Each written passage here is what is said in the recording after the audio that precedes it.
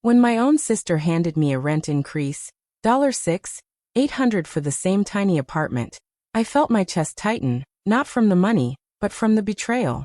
I stayed calm, even as her smile dripped with arrogance. What she didn't know was that every dollar she demanded already belonged to me, because the building she claimed as hers was mine all along. The early morning was quiet when Namvula bent down to pick up a folded piece of paper slipped under her door. She thought it was just another flyer or a tenant notice, but when she opened it, her heart almost stopped. Her rent, which had always been difficult but manageable, had been tripled overnight. The bold numbers on the page, $6,800, burned into her eyes. For a moment she just stood there, the paper trembling in her hands, her chest tightening as if the walls were pressing in on her. Before she could even process the shock, a knock followed, and then the door opened without waiting for permission. Standing there was her elder sister, Kamajilo, dressed sharply, her lips curved into a cruel smirk. "You got the notice, I see," she said, her voice dripping with satisfaction. She didn't ask if Namvula could afford it. She already knew the answer. Instead, she leaned against the doorway, arms folded, enjoying the pain on her sister's face. "If you can't pay," she added coldly, "you'll have to leave. Rules are rules." Namvula stared at her, her throat dry. This was the same sister she had once sheltered, the same woman she had shared food with when times were hard. And now, here she was turning a home into a weapon, pressing her own blood into the corner, like she was nothing more than another struggling tenant. Kamajilo's eyes sparkled, not with kindness but with triumph, as though crushing her sister beneath this burden was a game she was determined to win. The hallway outside echoed faintly with other tenants moving about, and Namvula felt the sting of humiliation that even they might overhear her being threatened in her own home. Kamajilo's voice grew sharper, almost mocking. $6,800. If you can't handle it, then pack your things. There are plenty of others who will pay what I ask. She let the words hang in the air, a cruel reminder of who she thought held the power. Namvula lowered her gaze, her hands tightening around the paper, but inside her heart burned. Kamajilo thought she had her cornered, powerless, desperate. What she didn't know was that the very foundation she stood on no longer belonged to her. The game she was playing had already been lost. Namvula sank to the floor, the notice still crumpled in her trembling hands. The walls of her small apartment seemed to close in on her, the silence pressing heavily against her chest. She tried to steady her breathing, but the weight of what had just happened crushed her. Her own sister, the same sister she had once carried through storms of struggle, was now the one tightening the noose around her neck. Her mind drifted back to the nights when Kamajilo had nothing. She remembered the evenings she cooked a single pot of porridge and split it in half, pushing the fuller plate toward her elder sister while she quietly took the smaller one. She remembered the mornings when she laid out her own clothes, pressing them neatly, only to hand them to Kamajilo, so she wouldn't leave the house looking defeated. And she remembered the tears, those nights when Kamajilo cried over unpaid debts. And it was Namvula who reached into her meager savings to cover them, even when it meant she had to go without. The memories came like waves, each one stabbing deeper into her heart. She saw herself sitting in banks, negotiating on her sister's behalf so creditors wouldn't harass her. She remembered walking long distances after giving her last bus fare to Kamajilo, so she could attend a job interview. All the sacrifices she made, not because she had to, but because she loved her sister. And now, that same sister had turned her kindness into a weapon, standing in her doorway with a smirk, demanding thousands of dollars as though she were nothing but a stranger. Namvula's eyes welled with tears, but she wiped them quickly, refusing to let them fall. She whispered to herself, almost like a prayer, "How could you, Kamajilo? After everything, how could you?" The sting of betrayal was sharper than the impossible rent increase. It wasn't just about money. It was about trust, about love that had been trampled and tossed aside. Sitting there on the floor, she felt the crushing weight of it all. She had carried her sister when she was weak, fed her when she was hungry, clothed her when she was bare. And now, that same sister stood proudly as her oppressor, blind to the very hands that once lifted her from the ground. The family gathering was meant to be warm, filled with laughter, food, and togetherness, but for Namvula, it felt like walking into a storm she could not escape. Relatives filled the room with chatter, children ran about, and music played softly in the background. Yet the moment Camagilo walked in, the atmosphere shifted. She carried herself with pride, her voice louder than anyone else's, her presence demanding attention. And soon, she made Nomvula the center of her show. With a glass in her hand and a smirk tugging at her lips, Camagilo began to speak loudly enough for everyone to hear. "You know," she said, pretending to laugh, "I don't even need to worry about Nomvula. If she doesn't pay her rent, I'll just throw her out. Imagine that, your own little sister living in your building, still struggling to keep up. It's almost too funny." She chuckled, and the room erupted in awkward laughter. Some relatives joined in, their voices shaky, unsure if it was truly a joke or a dagger hidden in humor. Nomvula sat quietly at the edge of the room, her plate untouched, her eyes lowered. She could feel the heat of their stares, the nervous glances passed between cousins and aunts. No one dared to defend her, no one told Camagilo to stop. Instead they laughed, as if mocking her struggles made the food taste better. Every word Camagilo threw was meant to strip her of dignity, to remind her of her supposed place beneath her sister's feet. "Honestly," Camagilo continued, her tone growing bolder, "I control the roof over her head. One signature from me, and she's in the streets. That's the power I hold." She laughed again, sipping her drink like a queen among servants. The room hummed with uneasy amusement, but not one voice spoke against her. Nomvula stayed still, her silence mistaken for surrender. But deep inside, her calmness was not weakness. It was strength, a strength she had learned from years of carrying burdens without complaint. She listened, she endured, letting the humiliation wash over her without resistance. To those watching, she looked small, powerless.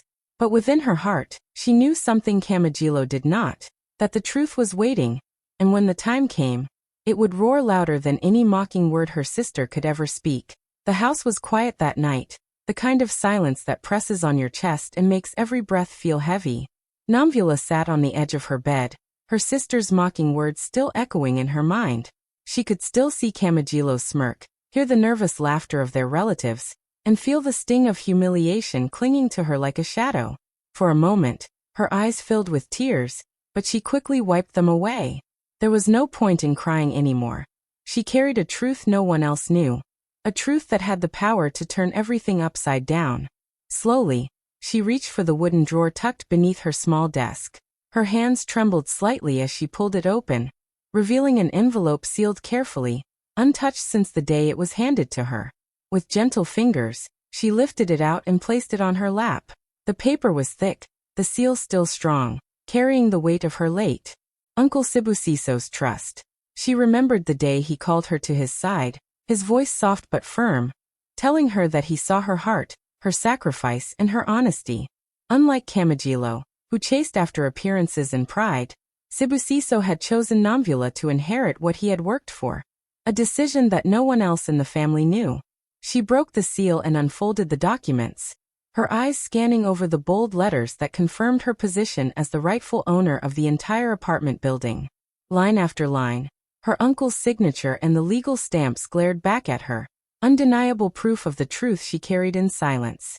For months she had kept it hidden, choosing not to embarrass her sister, choosing peace over confrontation.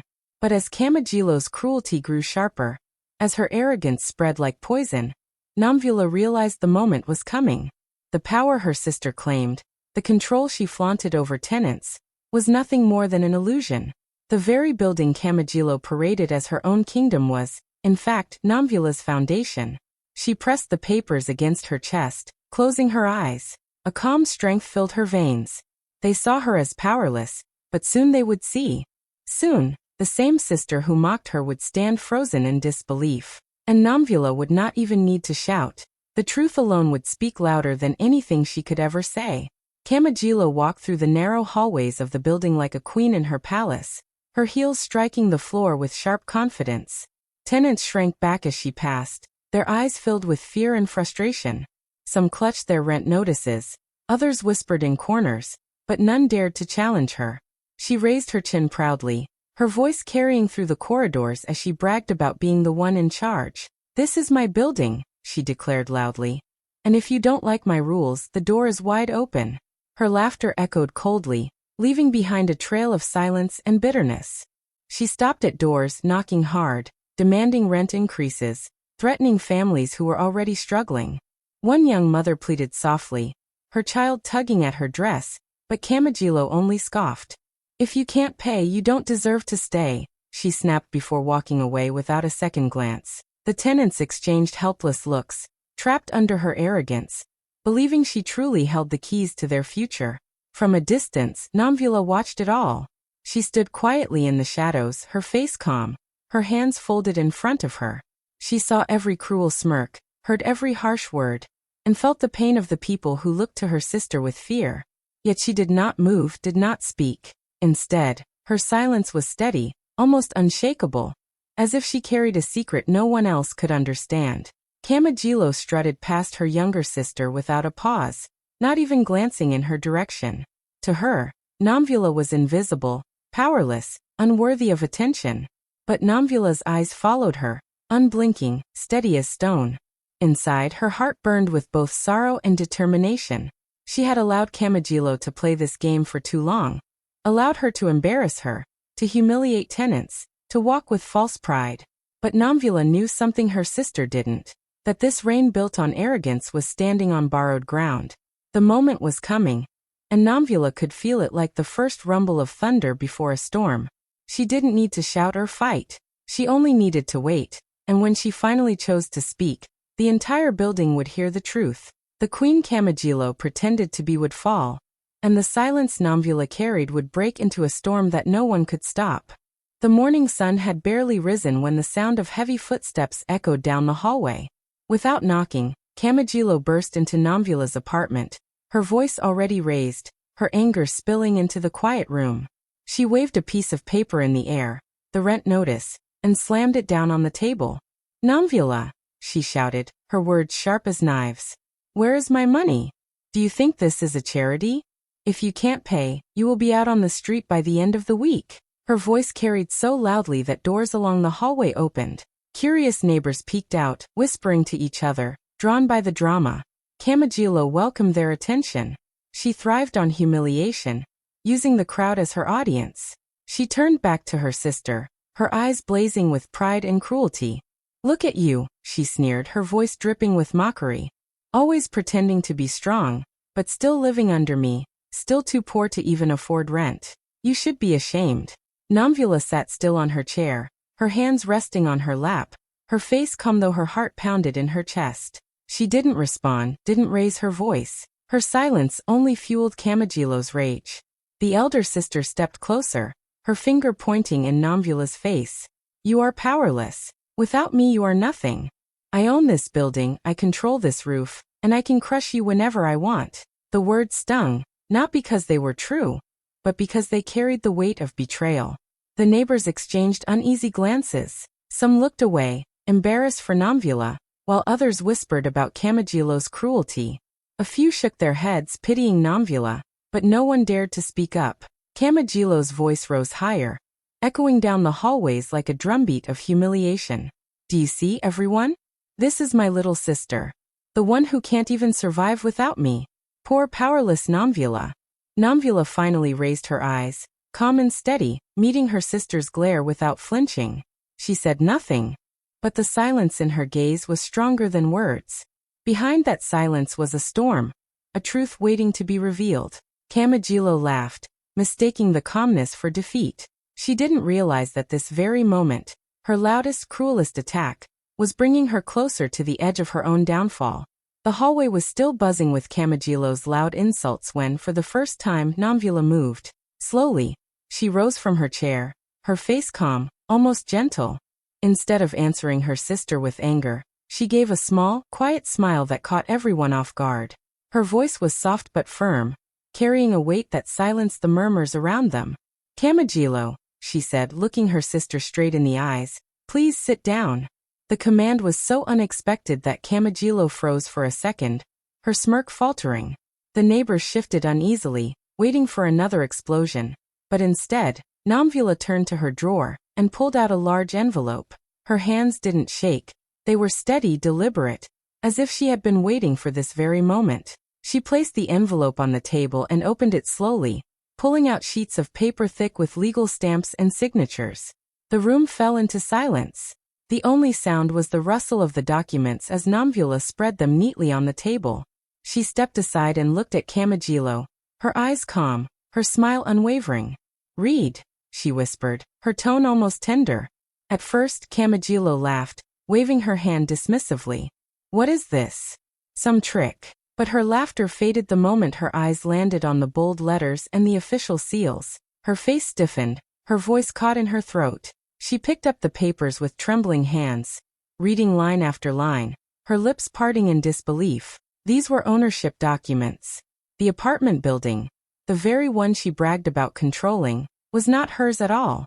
It had never been hers. The neighbors leaned closer, their whispers rising into shocked gasps. They saw the truth with their own eyes, stamped and sealed. Kamajilo's arrogance, once so sharp and unshakable, began to melt. The color drained from her face as she struggled to breathe, her pride collapsing under the weight of reality.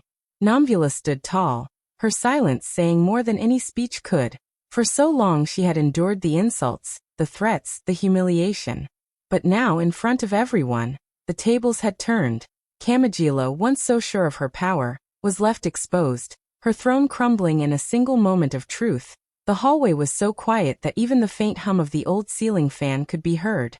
Neighbors leaned against walls, eyes wide, waiting for someone to speak. Kamajilo's hands shook as she flipped through the documents again, her lips moving but no words forming. That was when Namvula stepped forward, her voice calm but carrying through the silence like a bell. "For months," she said gently, "I have been the rightful owner of this building. Every wall, every room, every key belongs to me. Not her." A ripple of shock swept through the crowd. Gasps filled the air, mouths dropped open, and tenants glanced at one another as if confirming they had all heard the same thing. Children clung to their mothers, and elderly tenants nodded slowly, realization dawning in their eyes. The same woman they had watched endure insult after insult was, in fact, the one who held the true power all along. Kamajilo stumbled back a step, her pride cracking like glass. "She's lying," she shouted suddenly, her voice desperate, her tone trembling.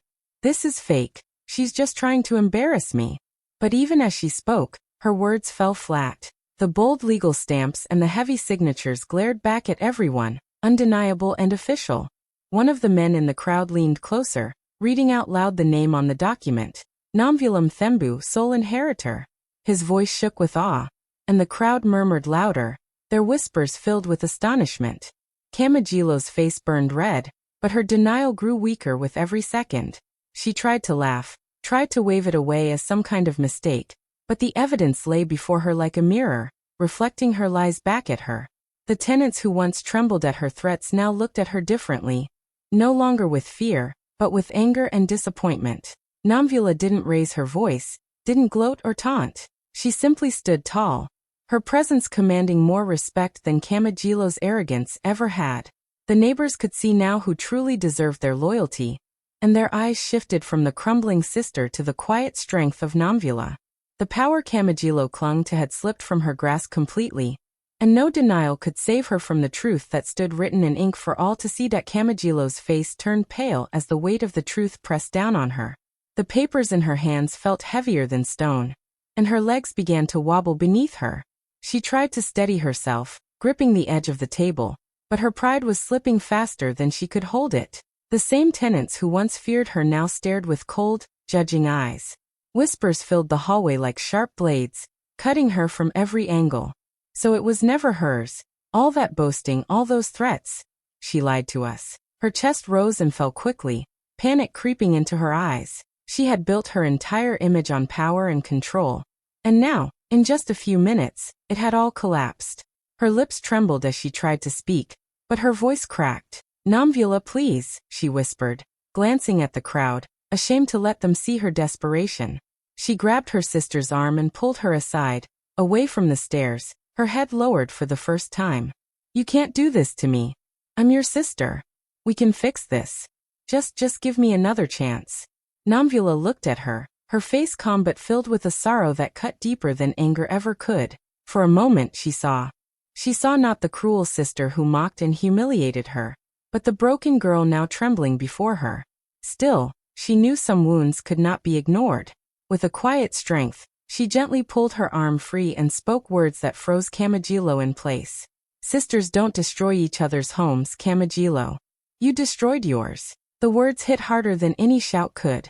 Kamajilo's eyes filled with tears, her lips quivering as she realized the finality of it. She had crossed a line too many times, and now even her sister's mercy had its limits. Behind them, the neighbors continued to whisper, some shaking their heads, others glaring openly at the woman who had once terrorized them. Kamajilo lowered her gaze, her body trembling, the proud mask she always wore shattered beyond repair. Her crown of arrogance had slipped, and all that remained was a broken figure, crumbling in the very place she once ruled. For the first time, the mighty sister stood small, while Namvula, silent, calm, and unwavering, stood taller than ever.